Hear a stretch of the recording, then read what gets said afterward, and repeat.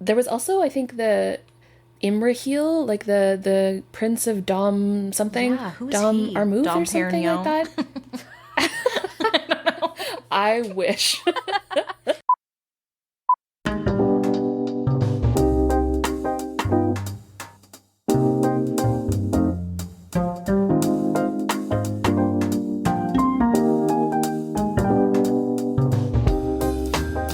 Hey everyone, welcome to the Bring Your Own Book podcast. I'm Kelly. I'm Tilly. And I'm Nikki. We're just about ready to wrap up our Tolkien mini-series, and today we're discussing the first half of The Return of the King, or Book 5, also known as The War of the Ring. I can't believe that we're just about done this.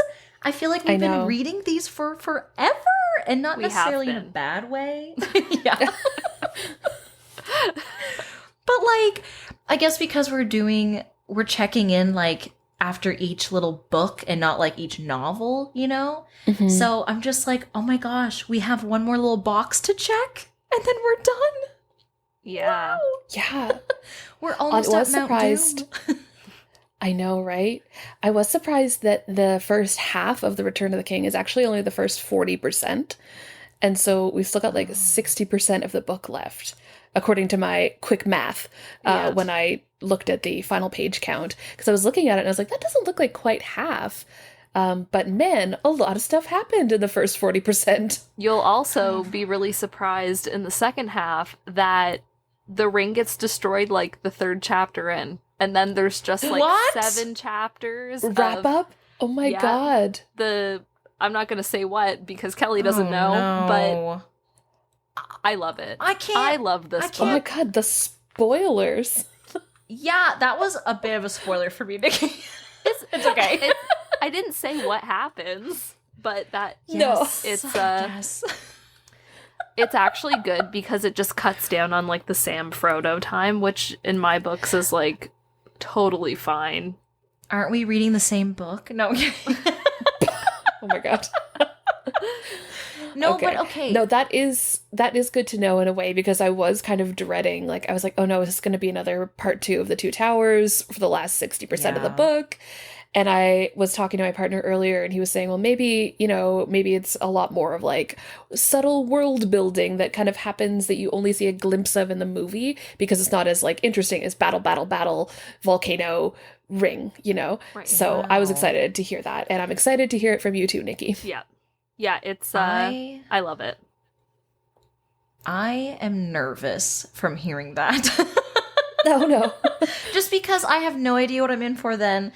I mean, okay, I know this is not the same at all, so don't come at me, people, but, like, I watched the end of Kenobi last night, and I liked it. Don't get me wrong. But the ending was a lot of fan service and, like, so many endings where I was like, okay, but wait, why are we still going? So now I'm worried that obviously this is not going to be fan service because this was written like way, way back.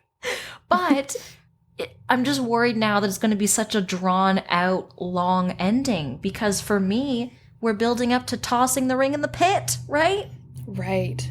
I was thinking about that a lot, actually, when I was reading this book earlier today, was that Tolkien really threw out the whole idea of like the classic plot structure, you know, with the rising action and the climax and the denouement and the like falling action, all that stuff.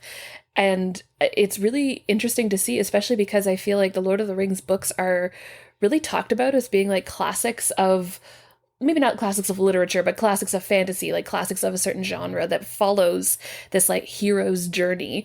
And it's so interesting to me that he chose to kind of break up the typical norm of plot structure in that way. Yeah. Because it doesn't follow how you would expect like the climaxes to be. And for the all the exciting battle scenes, like we're all in the beginning of this book, just like wham bam, one after another. Maybe exciting for some, not for me. But we'll get into that. We'll get into that. I think what's interesting is the most exciting battle, in my opinion, is only talked about. You don't actually... What battle? Yes! You don't actually get to see the battle that the dead help Aragorn with. Oh, yeah. You just hear Legolas talk about it when they're in the Houses of Healing. So, because in the extended edition of The Lord of the Rings, The Return of the King, you see a little bit of that battle. You see the whole with thing. Aragorn charging in and all of the dead behind him, but you only hear about it in the book. So, but yeah, Cool. It was even in the extended edition of the movie as well. I remember there being a lot more about him asking the dead to fulfill their oath, and like that whole kind of scene of, you know, and it was so cinematic in the movie, and I remember it left a really big impression. And then in the book, it was like 2 pages long. Yeah, the book, they're and like, then we rubbed this rock, and then they came. Yeah. But they don't go to a rock in the movie. They go and there's like a city of the dead, and Aragorn beckons them, and he says, I'm the heir of Isildur, I'm the Elisar. Maybe he's not calling himself Elisar then, but he's like, I'm the heir, I'm the king of Gondor, the like head of the Dunedain, and you promised my ancestor that you would do something, and he cursed you because you fucking sucked. So come on, bitches, let's go. We got another war to fight. He did it just like that too. Yeah. Like little known verbatim. fact: Nikki is actually Viggo Mortensen. I am. So tell us about breaking your toe when you kicked that helmet. It was awful. Oh, she's told us a lot. It was a helmet, right? I was like, please get it right, Kelly. Yeah, it was a helmet. Okay, It great. was a helmet. But, okay, going back to our discussion about the plot structure, remember, was it last episode we talked about how we were like, why can't he just like flip back and forth between people's perspectives? And then we were like, but they didn't really do that. He did that in this one a little bit. Sort of, yeah. Yeah. So I was surprised. I was like, wait a sec. He heard us, you know, like he didn't. Through the years. My book is a magical book that has changed for now, like for this it's current reading. Oh my god, it's like the Sisterhood of the Traveling Pants, but a book. Oh my goodness. But yeah, that really surprised me. I was like, wait a sec. Wait, why? Because we left Pippin at a very stressful point in time. And then Tolkien's like, I'm gonna try going to someone else's story. And I was like, wait. Well, we ended at a very stressful time for Pippin, too. Yes. That's very true. That ending. Okay, let's backpedal a little bit. So I had some struggles with this book, book 5. The ending of this book, I was shooketh because I did not remember this at all in the movie. I barely remember this movie. And I was shooketh. And I know he doesn't die in the movie. He better not die in this book because I'm going to have some grievances to air, okay? So the head bobbing that's happening, people, when I'm saying these things. A little bobblehead. Yes, the sass. But I was shooketh. We're like, is Pippin dead? I don't know what's going to happen. That was a good ending, I gotta say. Yeah, it was a lot of really exciting battle stuff near the end. I was so pumped up by the Éowyn Witch King of Angmar moment. Oh my god. I was like, I've never felt this alive. Like, I was cheering while I was reading it. It was amazing. But then the fake out of like, is she dead? Yeah. Is Faramir dead? Is Pippin, is everyone dead? Theoden actually dead, but everyone else seems, I guess, okay right now. Yeah. Except for lots the of crazy fake guy. almost deaths. Yeah. Who's the crazy guy? king? Oh, Denethor. Oh, he was the steward. Mm-hmm. Oh, okay. So I think the reason why I didn't really enjoy this book was because it's not that I don't enjoy battle scenes, and I know I said this before to you guys off air. I enjoy action scenes. I think it's just the way they were written that I was like so lost. And also, I didn't remember half of these people. A lot of new people. Yeah. And so it's like someone we've never met and they're like, oh, and this person then spoke up. I'm like, bitch, who are you? Why are you here? Announce yourself. You know what I mean? Like, I don't know who you are. And now you're giving if you're orders. not part of the if you're not part of the original 9, get out of here. Or like the capacity for new names is gone. Yes. Yeah, there's only really a few people in this book that matter that are new. Denethor, Yeah. Bergil, and Baragond. So Baragond is Bergil's dad. He's the captain that kills the two soldiers to save Faramir. Oh, and then his 9-year-old son that he sends Pippin to at the beginning of the book to guide him through That was so Minas Tirith. cute. I know. Yeah. Okay, whoa, game changer. I thought Burgil Baragond or Baramond, whatever his name is, I thought they were the same person. No, it's I thought it was son. one person. And I didn't know he was 9. Oh, yeah. It was a real blink and you miss it moment. It was like a 1 second of dialogue. I did find in this book I had to go back if my mind was wandering a lot, and I had to keep going back and like rereading paragraphs and be like, okay, Tilly, focus. You need to you will miss things if you do not go back and read this. Yeah. There was also, I think, the Imrahil, like the Prince of Dom something. Yeah, who's Dom he? Armouth Dom or something Perignon? like that. I wish. Have you ever had Dom Perignon? Amruth. It's not that tasty. Oh, really? I didn't like it. But it was free, so I had a few sips, and then I gave it away to someone else. My husband. I was like, here. Anyways, sorry. Continue. No, that's okay. I was just trying to remember this other prince guy's name. He ends up being like the other steward of the city because Faramir's injured. Anyway, he came out of nowhere, and I was like, what is your name? Why do you have so many names? Tolkien really loved to give people more than 16 names in this book. Yeah. I was starting to get a little bit like, okay, we got it. Yeah. But we don't need to all refer to the same person with a different name depending on who we are to that person. Yes. That's confusing. We need to settle down. Yes. Yeah, it was a lot. Yeah. Like Aragorn has like 50 of them because he's obviously awesome. I understand. Everyone's like, wow, I love you. I'm going to call you this. No, I want to call you this. Like, okay, great. I love it. But I can't keep track and I don't know who we're talking about. We were talking, or they were talking to Gandalf, and they're calling him like Mithrandil or Mithrandil. Yeah. I was It's like, his elvish name, I think. or is that his white wizard name? No. No, I think that was always his name, just what the elves called him. And like, I think Gondor had some like ancient elvish texts or something. I'm not sure why the Gondor people call him that. Gondorians? Gondonian? What are they called? Gondorites? Yeah. Gondor Primulon. Do you remember that? I don't understand that, but I love that it makes you laugh. Anybody watch Recess? The Pale Kids? Oh, Like Gondor Primulon, JT, because they speak backwards. But I don't know what Gondor Primulon means. It's like something in their like fantasy language thing. Well, you just write it out. You said they speak backwards, right? But I don't know if that is actually something backwards, because what ends in a G-O-G? Dog? What a deep cut. Wow. I didn't think it was that deep. I was like, Recess? No? Okay. But maybe, if anyone listening out there, if there's anyone out there who has seen this and understands what I'm saying, let me know. But anyways. Your references are so detailed and so varied, and I am obsessed with that. I'm eclectic, what can I say? But anyways, going back to this. Oh yeah, right, back to the name thing.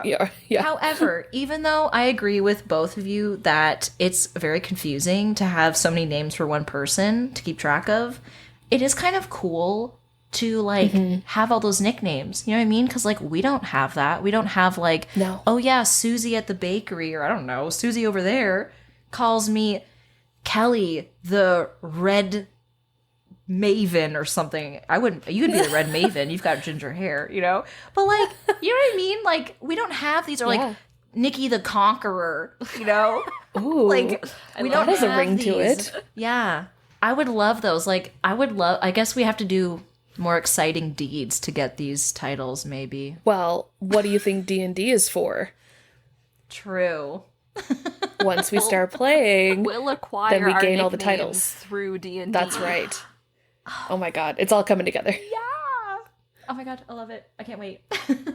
One thing I definitely want to talk about is Faramir and Denethor.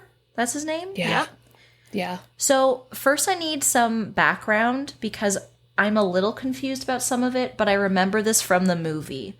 Because I remember it being so like, oh my god, you know? It was wild. Yes. Yeah. So I really enjoyed that in the book because it's just like, wow, the conflict. You know what I mean? Like, that's insane. Yeah. But so, okay, he's the steward. Mm-hmm. So Boromir and Faramir, the brothers, I know that, and that's their dad, but they're not royalty? So I thought they were. The only people who can be king or queen of Gondor is a descendant of the Númenóreans. So And that's Aragorn. And that is Aragorn. So he is the only person who can be king. So they set the stewardship up to hold the place of king and keep Gondor and Minas Tirith together until the rightful heir can come back. Oh. And it's a super interesting political structure, I think, especially because, from what I understood, it's like because Isildur died when he went to go fight Sauron the first time. He's the guy who chopped off Sauron's finger. But who and is started he? the whole He's Aragorn's He was dad? the king of Gondor, No, he's Aragorn's ancestor. like way back. Oh, okay. So because he died, it's like he couldn't have any descendants for the throne. And so the steward was like, I'll just hold on to this until, we'll find a descendant or something. I don't know. It's just super interesting to me that it's like this, but then the steward becomes basically a royal, and Denethor becomes corrupt with the power that he sort of has, but not really. Yes. So then when Aragorn does come, or like the threat of Aragorn comes back, Denethor becomes so like threatened by it and kind of like crazy with power that he loses his mind a little bit.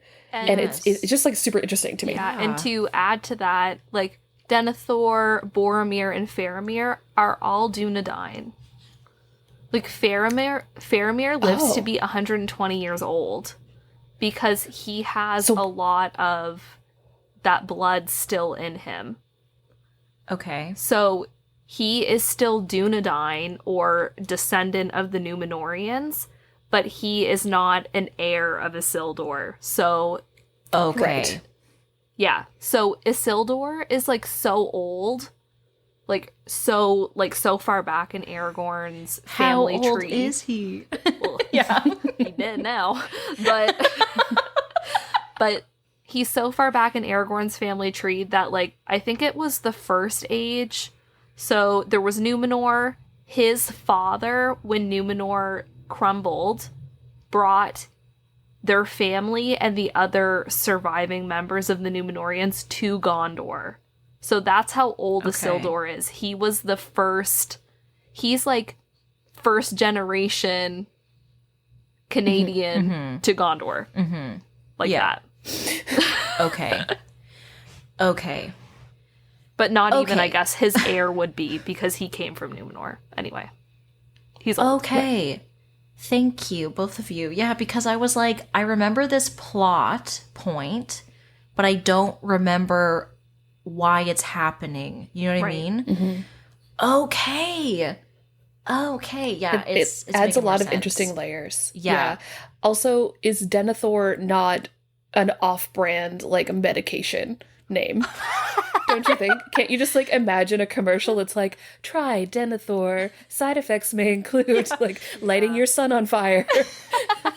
Denethor, do you get an itchy throat when you breathe in the pollen that's in the air or whatever? Like, I don't know. Yeah, it's totally, you're right. It's like the no-name such a version of stupid Aleve or name. something. Yeah.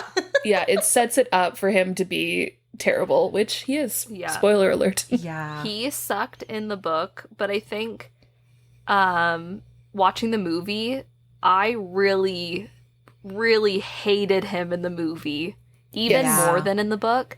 But one of my favorite scenes in the movie it happens, but not really the same way in the book, is when Pippin is getting introduced to him. He offers his services to Denethor, and Denethor says, "Do you sing?" And he says, "Yes, but like I don't think my songs are good enough for you." And he's like, "Why don't you think your songs are good enough for me?" But in the movie, that happens a little bit later, and Pippin sings the walking song in the Great Hall, and it is a beautiful and so like it's so sad too, because he's singing this really profound, well, maybe not like originally profound, but because of the circumstances, it becomes these really profound lyrics. And Denethor is sitting at the table and he's like shoving his face with food, and there's like food going down his face, and he looks so slovenly next to this beautiful like soundtrack, and you're seeing all of these different scenes playing out, the horses galloping into battle and everything like that. And I really wish that that's how it would have been in the book too, but I think Peter Jackson did such an amazing job with that scene, because it's my favorite in the whole movie, and it didn't even actually happen like that in the book. It's a true interpretation and like teasing out what was like an important or could be an important moment in the book to the person who is then interpreting it to be like, this is what it felt like for me. Yeah. And it's so cool that we could, like, I'm so glad that the movies exist and are such amazing adaptations of these books, like pulling out all of these details and really like making them like enhanced from what they originally were, which is still great, but kind of making them even more than they were. And like, oh man, I can't wait to rewatch the movies after reading all the books. Me too, because I mean, you're describing this scene and I'm like, sure, because I don't remember this movie like at all. I've barely seen this one. I know I have seen it, but I've definitely seen the first two more than the third one. Right. So I've seen like clips over and over from the third, but like, yeah, I don't know. So for me, the Denethor guy in the movie was more like villain, like clear-cut villain of like, oh my gosh, why aren't you listening? You know, like stop this, like all this stuff. But in the book, I still really didn't like him, but I felt more things towards him. Like it was a more complicated hate or anger towards him, because I felt sympathy, but I also was so frustrated and worried and terrified. And then when he like really goes off on them, like I think right before he dies, basically, it's like, wow, like you're too far gone. Like there's no hope for you. I think too, depending on how old you are or were when you watch the movie, you will miss the complexities of all of the characters, because there's so much in there that, and I mean, until you find out that he has one of the Palantirs and he's looking into this crystal, you're like pretty much just like, wow, why does he fucking hate his son? He's such a dick. Right. And then when you find out that he's been so corrupted by Sauron, and he thinks that he's getting all of these things, and like if Sauron comes into power, he's gonna have all this power and stuff, and obviously a classic trope of things like this, you make your followers think that they will be getting something, and then when you come to power, those things rarely happen, you know what I mean? So until you see that, you're just like, wow, what an asshole. And then you know, and you're like, I get it. Yep. Yeah, I'm excited to rewatch this because I don't remember these things. So, like, it's going to be interesting because, when I saw it as a kid, who knows what I picked up on? You know what I mean? Because I didn't read the books. So it's going to be very interesting to watch it after reading this and being like, oh my gosh, the layers and this and that. And, well, yeah, and we have so much more context for all of these things, too, because so much of what is shown in the movies, they're kind of almost relying on the viewer having, like, some of the background context. I think they do a pretty good job of making it easy to understand, even if you haven't read the books. Yes. But I'm sure it'll be, like, even more rich now that we know, like, oh, because I'm sure there's, like, all these little Easter eggs that we might not have picked up on unless we know, like, oh, that's because Sam mentioned this in the book and they don't have the line in the movie, but whatever, we understand now. So I'm excited for that. I want to ask Kelly about how she felt about Éowyn, because I'm an Éowyn stan, have been for years, and while it wasn't as much as I would have hoped we got to see her on the page, I still think her like big moment with the Witch King was like pretty exciting, and I'm wondering, Kelly, how you felt about it. So I do like her. Again, I don't remember her in the movie. Like, not really. That's so sad for me. Know. You'll love her. I'm sure I will. Finally, we get a woman in this book, you know? I know. And she does stuff. Yes. That's not like weaving and sitting and crying or whatever. Or like Arwen's doing. Friggin' taking so long to get the important herb to heal people, and she's just chatty Cathy. Like, I'm sorry. Whatever, we'll get to her in a second. So, Éowyn, I liked her. I wish we had more of her. I'm so glad she was like, heh, heh, heh, and like stabbed him. But also, she didn't really, because she had Mary, right? Did that happen in the movie? Yeah, I think so. She sliced off the Nazgul, like the beast that he was riding. Mm-hmm. She sliced off his head. Yeah. And then I think she swung at him and it fell down. And then I think Mary came in and like stabbed the Witch King in the ankle. Yeah. But then Éowyn dealt the killer blow. Okay, that's what I was confused a little bit about. Yeah, I had to go back and read it. Yeah, because I didn't know that she was like near death at the end. So then when they were like, oh my god, we got to get her to the healing house, I was like, what? I thought she just fell over. Like, what the hell? You know? So it was very vague. I think it's supposed to be like, because I kind of flipped back. I was like, wait, did she die? And I was talking to my partner and I was like, Aaron, does she die? Did she die? Wait, it doesn't say that she's dead? Oh my god, is she okay? And then I like read a couple pages. I was like, never mind, she's still alive, but barely. Yeah, because this was, oh, sorry. I was going to say, did you know that she's Durnhelm? At Who's the beginning. Durnhelm? So they're talking about Mary's riding on a horse with this rider and blah, blah, blah, blah, blah. It's there. He tells him to call him Durnhelm, and then you find out later that it's Éowyn. Did you know? So I remember the part where she revealed herself and they were like, what? But I didn't remember that she was on the horse with Mary. Oh, okay. Why? I don't know. But I do remember reading the part where she was like, I'm not this man. And they were like, oh, you're not supposed to be here. Because then she's like, I'm going to fight, you know? And I was like, yeah. I love that. I am no man. Yes. Man, the parallels to Macbeth in this series, I mean, with the, like, not being born of woman in Macbeth, and that's like, the prophecies, not, you know, it's true because I can still kill you because I was a C-section baby. And then also I was thinking about that at the end of The Two Towers with all the Ents, like the forest moving upon Isengard. I was like, whoa, do you think Tolkien's favorite Shakespeare was Macbeth? I think so. I think honestly, a lot of people's favorite Shakespeare is Macbeth because it's one of the best. True. That is true. It's very good. And there's a very good female character in that show. Very misunderstood, but very good. You know what I mean? Mm-hmm. As we all are. Layers. Who knew? Ogres. It's like that TikTok. Do we have to talk about Shrek in every episode? Yes. Yeah, it's a prerequisite. I've said layers. I said layers so many times, and I was like waiting for somebody to bring up Shrek or onions or something. Oh my god, wow, I'm sorry I let you down. I wasn't going to be the one to do it.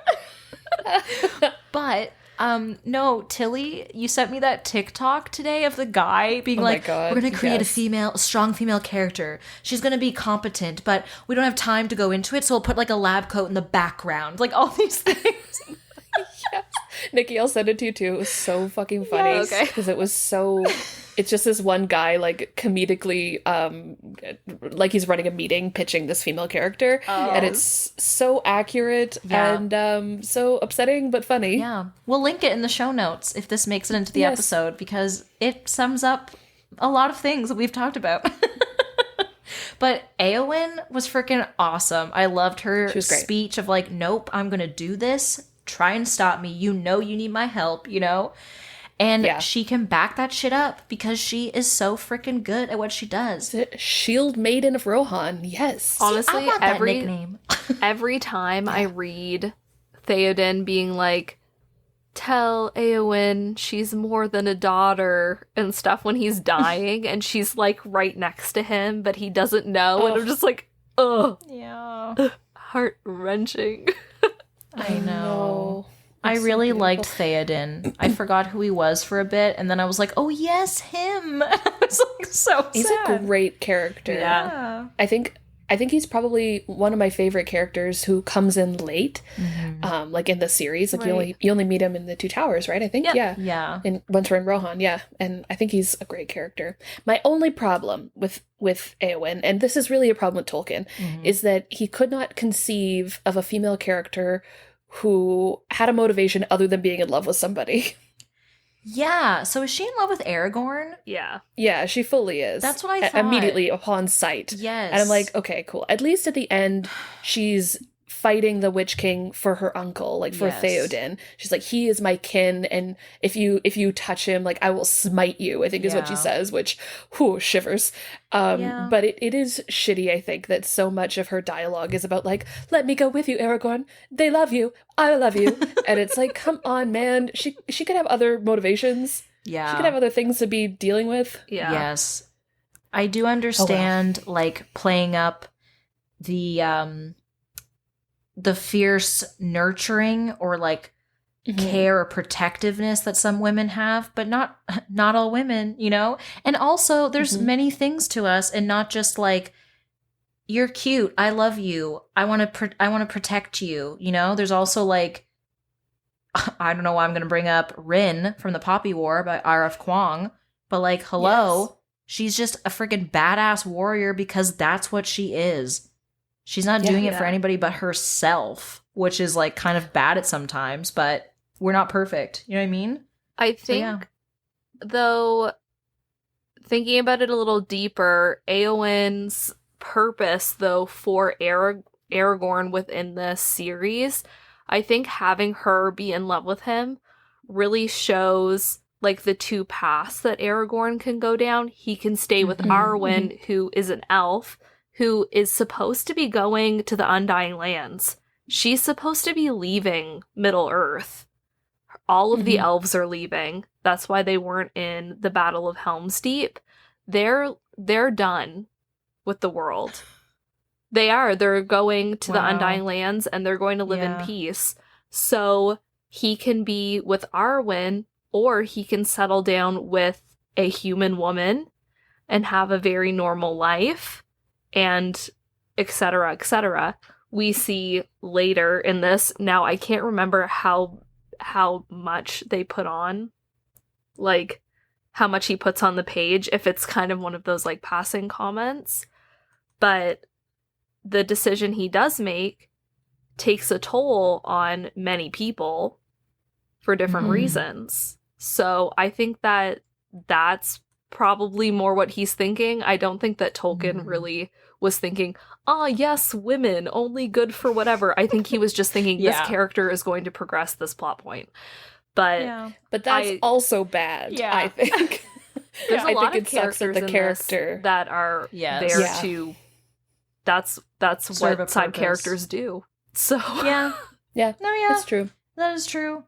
I think that makes sense. It is true. It also annoys me, and I think both of those things exist. Yeah, because that makes a lot of sense. Because like I do remember that from the movie where it was like he wasn't really supposed to be with Arwen and go to the Undying Lands. So yeah, I do remember that like internal struggle of like, what do? I want to be with you. This is complicated, you know? I wish we had more of her in the book because I'm another part I was confused about in this section. For some reason, I thought, okay, am I crazy? Did they think Aragorn had died? And then he came out with people and they were like, oh my god, he's not dead. What do you mean? In the movies? In the book. Yes. Oh, in the book. In what we just read. I think so. Do you mean Really? like in general? Like, do people think that the heir of Isildur was no more? Or No, do you... in this book, like the book that we just read, I remember there being a part where they were talking to Pippin and I guess he's 9. The other guy, I thought that was one person. It's 2 people. They were talking about Aragorn and like, where did he go? And Pippin's like, I don't know. And they said like, if he can only go to this place when they're ready for him. And they were talking about like death or something. Oh, I think that was when Aragorn was going to the path of the dead, like going to ask the dead to fight for him. And I think everyone at that point was like, no one's ever survived going down the path of the dead. So guess that's it for Aragorn. So yes, you are right. Okay. And I think, so the people who know the story know that only the heir of Isildur can wake the army. But I think too, because a lot of the children of Numenor were raised in Rivendell, I don't think that it was, like, common knowledge that the heir of Isildur was alive. Mm-hmm. So I think that people, like, if he comes into Gondor and he's like, I'm Aragorn, I'm a Strider, and they're just like, yeah, whatever, who cares? Because he's not saying, I'm the Elisar, I'm the, like, here's my sword, you can see, I'm the heir of Isildur, here's my dead army. Like, Yeah. news traveled slow. So I think that it wasn't like everybody in Middle-earth just knew that the heir was still around. Yeah. So he was kind of like a prophesied legend or something. Like, he's out there somewhere and, like, blah, maybe. blah. Yeah. And then he comes storming in with all the dead people and they're like, boom, boom, boom, boom, boom. Well, I mean, we heard the prophecy in the first book. Yes. Yes, that's true. Yeah. That's the not all those who wander are lost. Not all that glitters is gold. Yeah. I thought that was just something Gandalf wrote to be like, you're going to find him. So he I think it's a prophecy about him. Yeah. Oh, so Gandalf didn't just be like, put a little poem he wasn't down? just like, oh yes. The mood strikes me. The inspiration. Yes! That's what I thought. I was like, that's so clever. I didn't know that he wrote that on a That letter. is such a Gandalf thing, though, to be like, one moment, please. Let me just Mithrandil. write a little limerick. Yes. Wow. I feel Gandalf like... is pretty... Oh, sorry. Oh, no. I was just going to quickly say, I feel like every time we sit down to record, I'm like, did I understand anything? I did. I promise. But then I'm always so like, but wait a second. So, okay. Cool. Anyways, continue.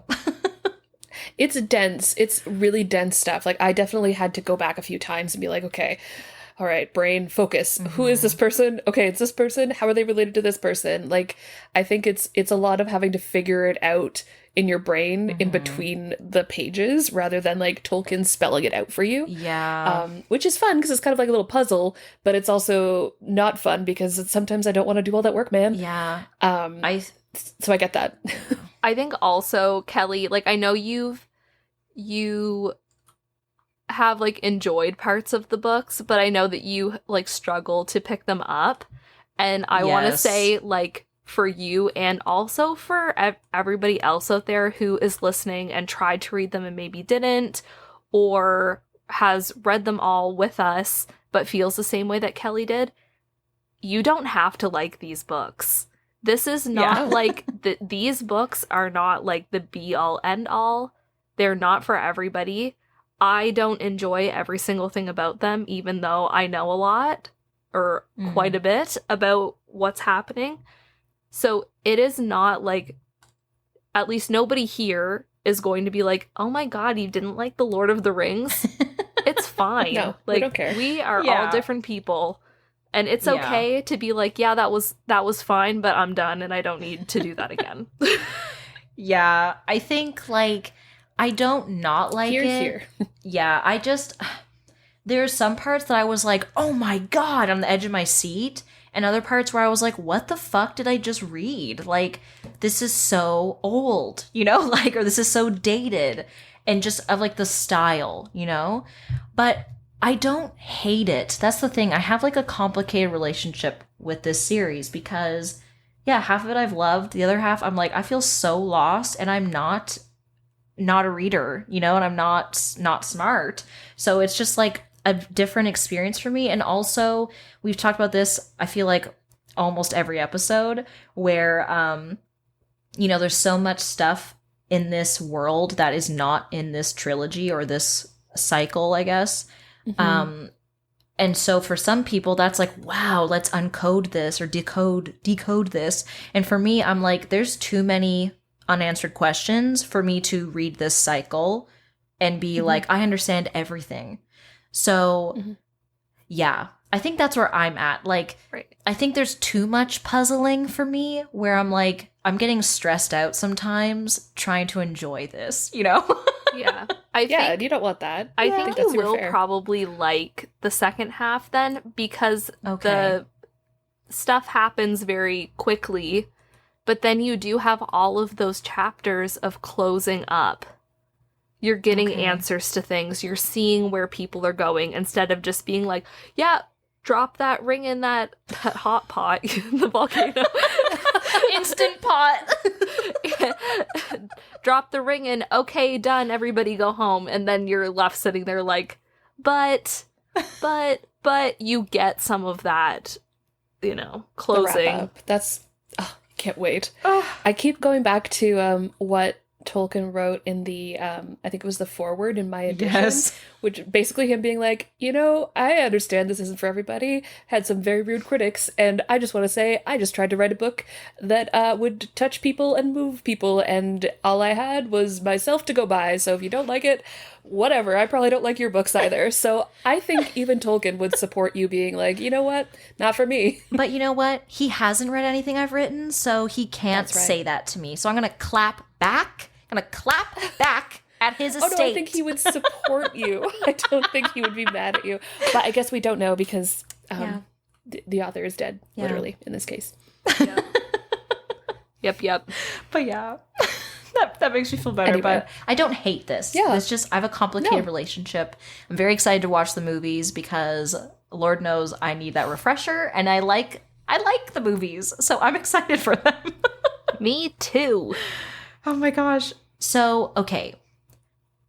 The other thing, I'm trying to think what were the major things that happened. Okay. Question. Yeah. Yeah. I'm so sorry. Why are you sorry? You're moving the podcast along. What's the problem? I'm just thinking of the listeners who maybe have questions. Me. Yeah. All the questions. Exactly. Okay. The Nazgul.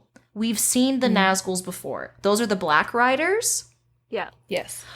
Thank God. Okay, so that moment when Gandalf was like talking to him and he was like, get out of here. It was like a second you shall not pass, or I'm sorry, you cannot yeah. pass.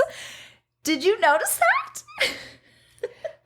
Are I you didn't in the talking moment, but about that's fun. Are you talking about the mouth of Sauron? When they're negotiating? Yeah. Wasn't it a Black Rider? That's Like a not a Nazgul? Nazgul. Oh, no. What? That- Oh. At the end, you mean? At the very end Yeah, so of the book? the mouth of Sauron is like one of his like devoted servants, and he's his herald and messenger, and he's also acting as the lieutenant of Barad-dûr. So that's right at the Oh. gate, Kelly, Yeah. when the Aragorn Yeah. and like 7,000 are going up. Yeah. I think there may have also been a moment, though, where Gandalf was guarding Minas Tirith, and the Nazgul, like the Witch King, I think, was coming up. And then I think Gandalf was like, you can't pass. Maybe that's what you're thinking of. Oh, now I don't know. Because I remember. There were so many battles. Yeah. So many epic moments. Oh my God. Just when I thought I had something right, now there's two different times. Oh my God. No, it's fine. I'm glad you told me. So, okay, is that. Is the mouth of Sauron, is that an orc? No, I think that he's I think it's a human. I think that he's kind of like fucked up, like Sauron, like the helmet, Okay. like gross mouth Yes. situation. It's like Darth Vader kind of thing, but like Yeah. Middle Earth. Okay. Yeah. Okay. Or I guess he wouldn't be. Okay, yeah. He would be Darth Vader, and then I just watched Kenobi, so here we go. He would be Darth Vader, and then Sauron would be Emperor Palpatine. Sort of. Yeah. Sure. Maybe. I'm gonna have the Star I Wars feel like fans Darth be Vader like, is no. much more if the important than movies- Sauron. Yeah. Yeah, I was gonna say if Star Wars was about Emperor Palpatine, not about Darth Vader, because Yes. I don't think he's Right. like very important. I mean, he is, I guess, in the grand scheme of like Sauron's like armies, because he's lieutenant. But in terms of this, no, not important. Yeah. Okay. Okay, wow. Glad we sorted that out. Yeah. All the parallels. I mean, obviously there are parallels between like major kind of fantasy sci-fi Oh, yeah. stories like this. All the time people talk about the similarities between Lord of the Rings and the structure versus Star Wars versus Harry Potter. Like I think there's this kind of trope and this hero's journey, and you know, having the various different like characters and their different levels of hierarchy. So I don't think it's like a wild assumption that you're making here to be like, if he's like the Star Wars version of this. So Yeah. I just wanted to talk about Gandalf being super badass, and then I got the wrong moment probably.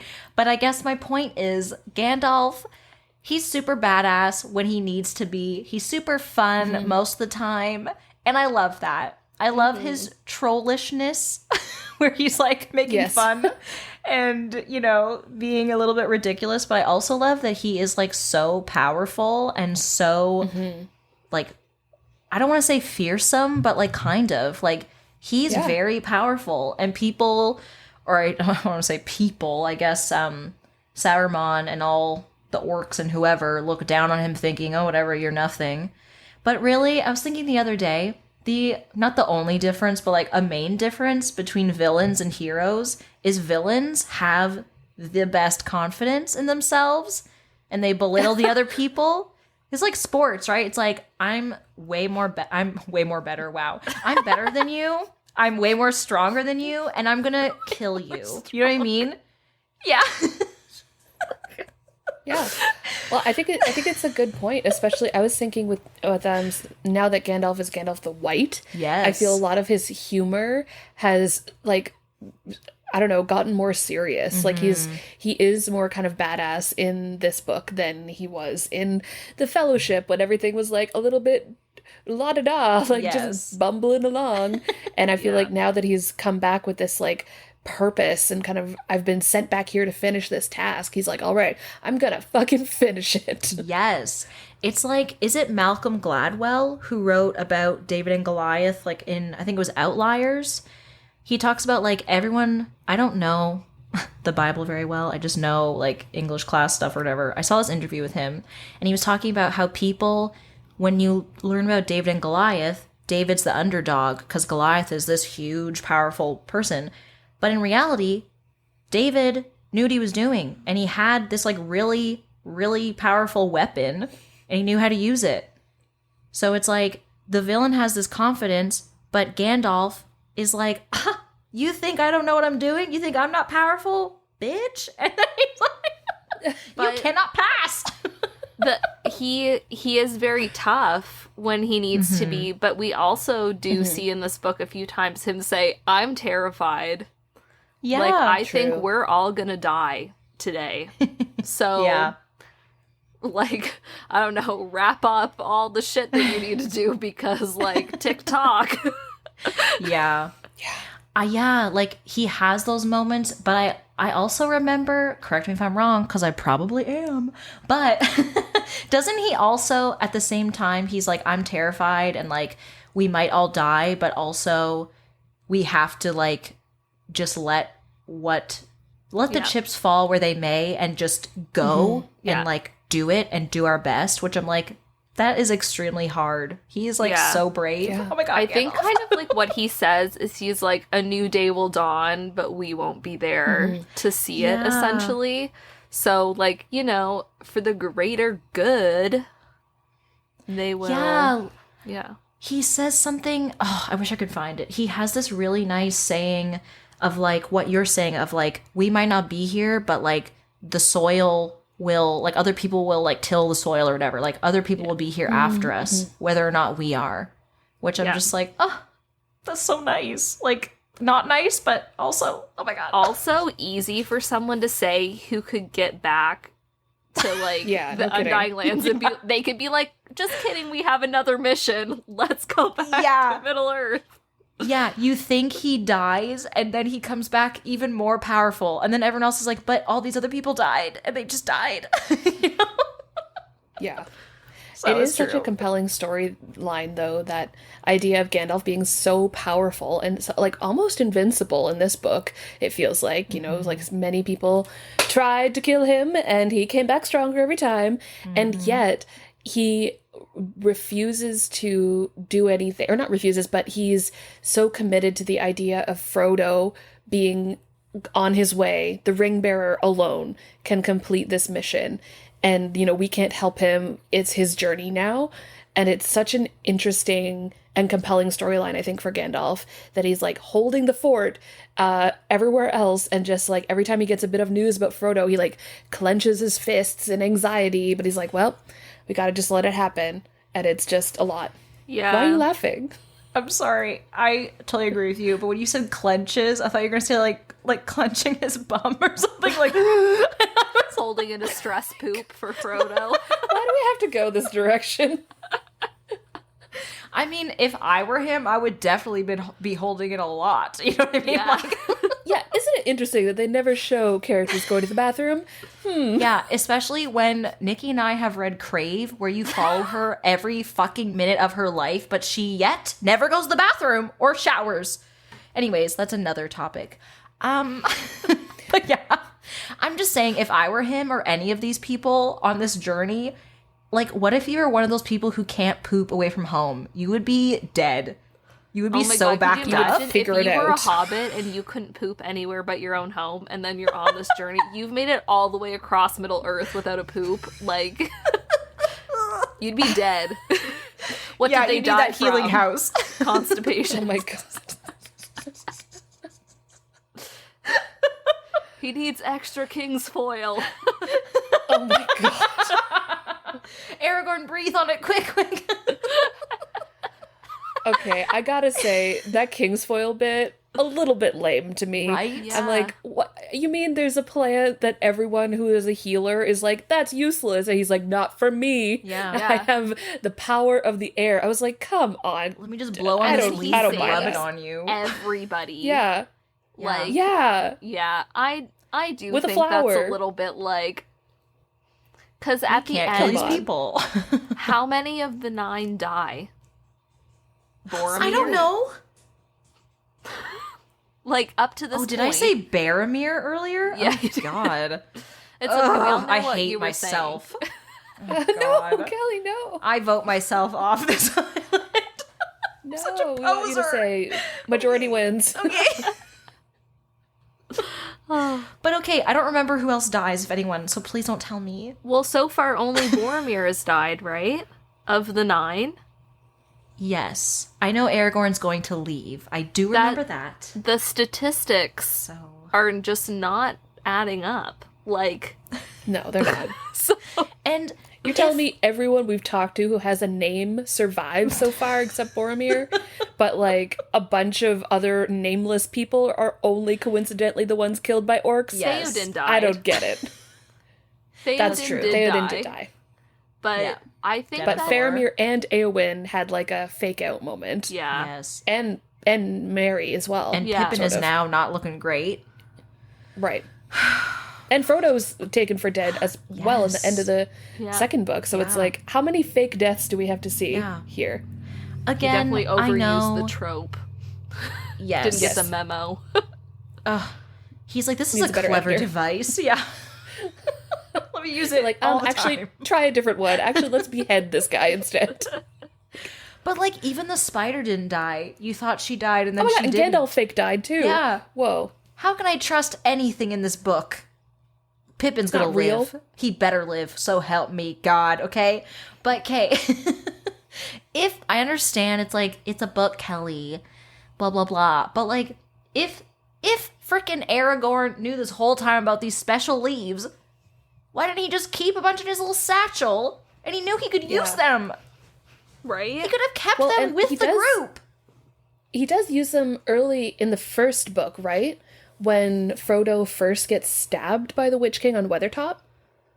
Is that what he uses? He definitely used it in the movie. I don't remember if he does in the book as well. I don't think He they did call something. it King's Foil. They call it something else, but he's like, quick, go get the weed. He doesn't say. Right. He definitely says Athelas, I'm pretty sure. What? Yeah, Maybe when they're I'm- up on the... Maybe I mixed up. Anyway. Yeah. Anyway. Like, I understand you're trying to pack light for this journey, but I think a few leaves that could, like, you know, rejuvenate you from, like, 2 HP to max HP, you'd want it. Like, you know what I mean? Agreed. I agree. I know, and it was so dumb that this one lady was like arguing with him about this, and I was like, "Whoa, step back, like stop it." Yeah, and then just People are dying. chit chat, you know. And he's like, "Could you like be quick and find this friggin' leaf, bitch?" And then she was like, "Oh, I never heard of that." Like, I refuse to believe the one nurse is like that. Okay, but then the other guy comes in and he's like, "We don't have that." And he's like, "Except old people drink it sometimes for headaches." And Aragorn's like, "Well, then go find a fucking old person." Let's go. Listen to yourself. Yeah. He was probably also slightly insulted because he's like, "You're calling me old? I look better than you because I'm not human." Boom. Whoa. Boom. I think that things like that are really what stopped me from writing a book, because I could never put that plot point in, because I would be, this is too unrealistic. People are going to talk about it like how we're talking about this. It was a cop-out because he didn't want to kill, like, some people that he loved. Tolkien, that is. Mm-hmm.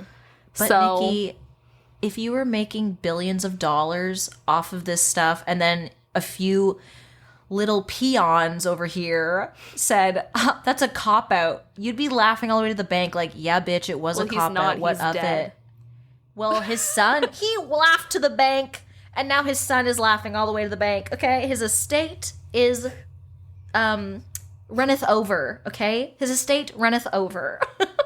I'm not a fortune teller, so I can't say for sure, but I would have a really hard time allowing myself to just cop out like that. Yeah. Okay, so in the movie, Nikki, I remember a very dramatic scene where Aragorn swings open doors and his hair is all greasy and wet and everybody like turns to look at him, and I think that's in Rohan, but that did not happen in the book, at least not in the way that I was promised. Well, so can you explain? Rohan, that's in the second book.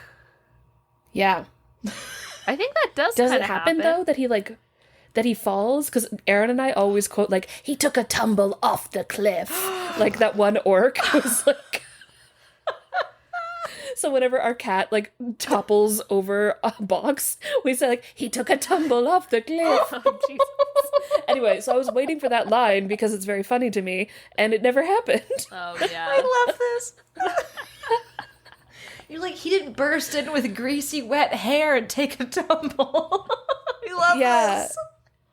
It's the best moment in the Two Towers, and I say that as a firm Helm's Deep lover.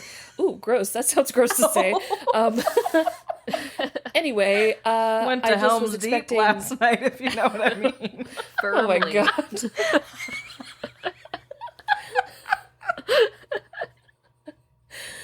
That helm was so deep, am I right, ladies? Gross. Okay, I apologize. Anyway, about Aragorn. Yeah. So that does happen in the Two Towers, where he like falls and everyone thinks he's dead. Yeah, I think the extended edition. No, but does it happen in the book? I didn't remember. I don't think it does. I don't think so either. Anyway, doesn't matter, I guess, ultimately, but I'm glad we talked about it. Me too. Well, now that we've gone down that rabbit hole, I'm going to dig ourselves out and say thank you all so much for listening to this insane, wacky, fun episode of our J.R.R. Tolkien miniseries. Please join us next week for our very last episode in this miniseries. If you liked this episode and want to see more from us, you can head on over to our Instagram at BYOB Podcast to keep up with what we're doing, and our TikTok at Bring Your Own Book Podcast to see Nikki doing some more funny bookish content, and maybe occasionally Tilly and I. So, until then, we'll meet you at Mount Doom. Pack light, because it is a little bit hot, and I'll see you soon. Cheers!